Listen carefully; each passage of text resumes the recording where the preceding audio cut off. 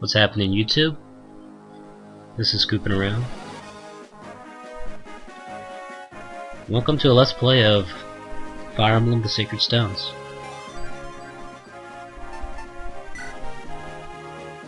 We're gonna pick normal because despite the fact that I'm a veteran in the series, I'm new at this Let's Play kind of stuff, so it's kind of hard for me to think and talk at the same time. And you really have to think in these kind of games, because if you don't think, your characters tend to die, and they don't really come back in this game when they die, and that makes me a little sad. And hypothetically, if I do think, then I can't talk, and that kind of defeats the purpose of this Let's Play. So it's kind of hard to multitask, but I'm getting there. So let's jump into the story here. We have some sort of magical stones bestowed upon by these, I don't know, like holy things in the upper atmosphere. Anyway, so the heavens bequeath the people of Magville, which is this potato-looking, I don't know. Excuse me if I start going into tangents that have no business of ever existing, because again, I'm new at this, so bear with me. So there's this continent, and each nation is founded based on the sacred stones in which the ancient people have received from the holiness above, and these heroes that were bequeathed the sacred stones all went and found their different nations on this little island here, and they've somehow been able to enjoy 800 years of peace. But you know, that's no fun. No one wants to play a game that's based on peace. Let's be serious here. I mean, all those freaking parents who don't know what the hell they're talking about. It's like so much violence in the games. Well, I mean, basically, if you take out the violence, you're gonna take out at least 75. No, at least 80, 83. That sounds like a good percentage of the entire market, and that's not good, you know. So whoever wants to eradicate violence in the video game industry can pretty much, I don't know, go fuck themselves or something. So despite it's a pretty big tangent here, I'm proud of myself. So anyway, so I was saying, so there's a war broke out at the start of the story. You know, hooray for us players! Now we can actually have actual gameplay. After 800 years, a sudden invasion of the Renai, however you pronounce that, nation, prompts the beginning of the story. And due to the surprise factor, Renai falls, and that's pretty much the prologue. So right now we are in the castle of Renai. Seriously, if I'm pronouncing this wrong, like, I really don't know how to speak French or where the hell these names are derived from, so bear with me. We're in this castle here, and this king-looking guy with teal hair, a pretty badass looking king. He's got like the beard and everything. Too bad he dies in like 5 seconds. This is a shame. There's this trend of main characters in Fire Emblem in which their parents just all have unfortunate circumstances in which they are killed, and you're forced to take control of the untrained, stupider versions of them, which is a shame. To really make a game where, oh, they should do a 180 in which you control the king of a kingdom, and he seeks revenge because his children killed. That'd be pretty badass. So he's like, you gotta get out of here, Erica, which is like not a real name. Erica's a real name, but the way her name is spelled is E-I-R. Wait, how do you spell Erica?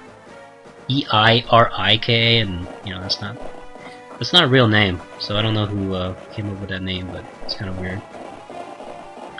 So he dies right here, and he is able to send off his daughter into the wilderness, hopefully, so that she survives. And right now we got all these little teenagers frolicking in the woods.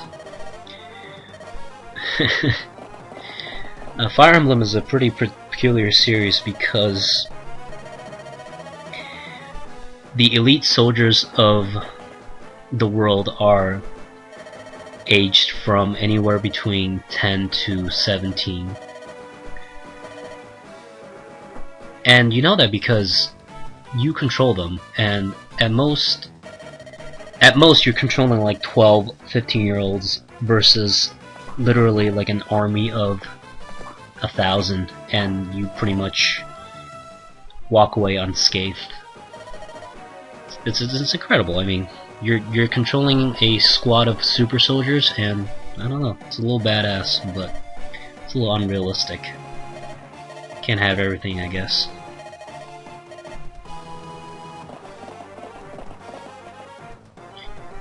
So right now we're gonna have to be stuck with this early prologue tutorial bullshit, but I mean, first world problems. You gotta sit through some of this stuff if you wanna. I mean, games of the past. You know, they never had any sort of this kind of tutorial stuff. Just kind of plop you right into the game. If you die, it's kind of like tough luck. Nowadays, there's like achievements. I don't know. I'm going on. I guess what I'm trying to say is games have gotten softer in terms of the difficulty, but then again, there's a lot of artificial difficulty in some of the earlier. There's pros and cons. It's a complicated issue. So if you're actually reading this text, I mean, honestly, I read all the text in Fire Emblem games. They're pretty much like a book. I mean, might as well read a book. There's so much text in these games, and you go out of your way to make more text in the form of support conversations and all that bullcrap. And every single game has the ability to completely skip any of these, all of these text. Unlike some RPGs where, like, if you die at a crucial point, if you can't beat a crucial point, you have to always watch the cutscenes. I always hated those kind of things. But in Fire Emblem, pretty much the most text out of all the RPGs that at least I can think of. There's just so much text. At least they give you the option of skipping completely everything if you want. But it's just so goddamn interesting. I don't know. This is one of the main reasons I play this game, because the stories are pretty well written and thought out.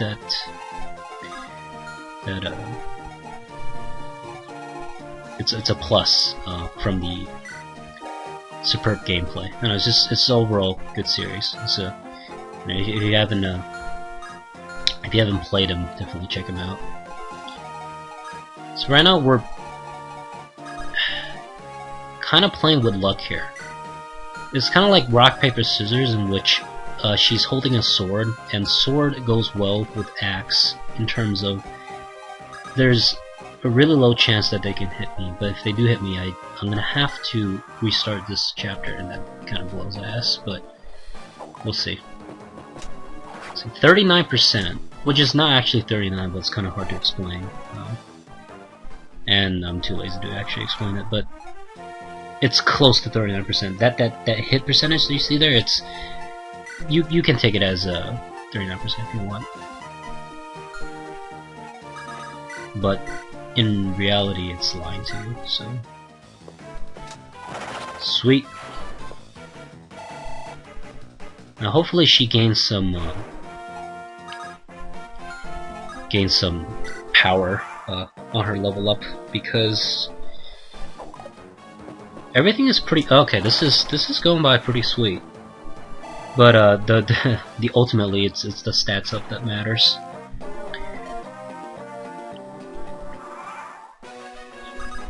So let's hide in the woods, and I'm pretty sure. Okay, this is going by pretty well.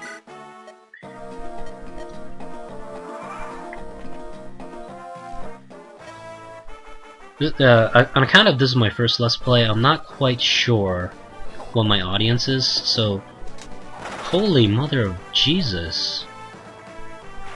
All right, okay. To complete the hacks, give me some good level ups. Strength.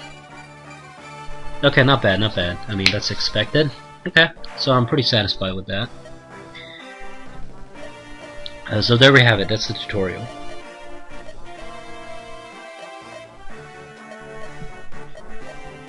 And I'm not gonna read these to you because I know my voice blows ass, and I'm not about to narrate any of the text, but I don't want to skip them because if this is one of the reasons why you watch Let's Plays, I'm sure a lot of people watch Let's Plays to, you know, enjoy the story and whatnot. So this is for you guys, and you know, hopefully you're a fast reader. I'm not going to skip them, but I am going to go through them rather quickly.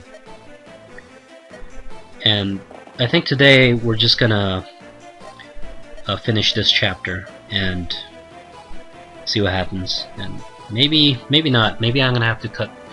Okay, I'm gonna cut this video at the end of this cutscene because we're not that I have a limit on my YouTube account, but it's better if videos are short and sweet.